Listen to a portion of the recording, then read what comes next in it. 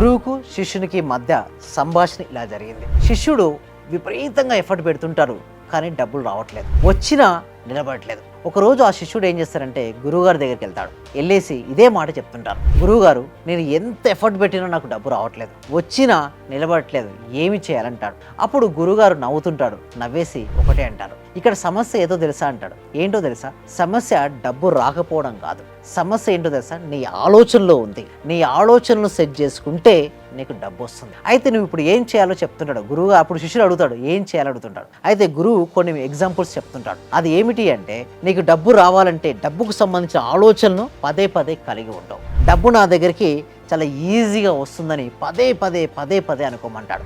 అదేవిధంగా నేను డబ్బును సంపాదించే అయస్కాంతాన్ని అనుకోమంటాడు. అదేవిధంగా నా జీవితంలోకి వివిధ మార్గాల ద్వారా డబ్బు వస్తుంది అనుకోమంటారు. ఆ విధంగానే అనుకున్నాడు శిష్యుడు. అలా కొన్ని రోజులు గడిచిన తర్వాత శిష్యునికి నిజంగానే డబ్బులు వచ్చేసాయి. తర్వాత విపరీతంగా డబ్బును సంపాదించాడు. అప్పుడు శిష్యుడు మళ్ళీ వెళ్ళాడు గురువుగారి దగ్గరికి. గురువుగారి దగ్గరికి వెళ్ళి అప్పుడు చెప్పాడు ఏంటంటే, మీరు చెప్పినట్టు నేను అనుకున్నాను, నా దగ్గరికి డబ్బులు వచ్చాయని.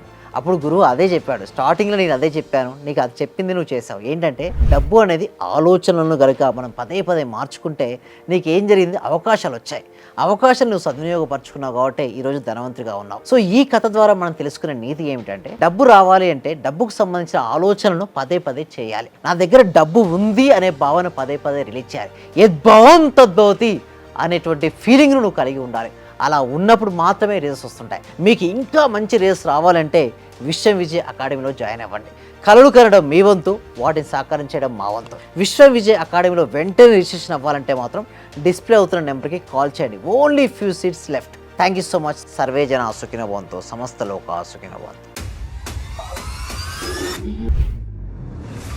మళ్ళీ ఇల్లు కొనుక్కున్నాను, ఒక స్థలం కొనుక్కున్నాము. కార్ సక్సెస్, బిజినెస్ లో సక్సెస్, హెల్త్ లో సక్సెస్. ఒకటి కాదు సార్, ప్రతి ఒక్కటి మారి 30 నుంచి 40 లక్షల రూపాయల దాకా మేము చేసామండి. రీసెంట్గా 32 లక్షల రూపాయల ఫ్లాట్ కొనుక్కున్నాను. 3.5 కోట్లు అచీవ్ చేశాను. విశ్వం విజయ్ అకాడమీ. విశ్వ విజయ్ అకాడమీ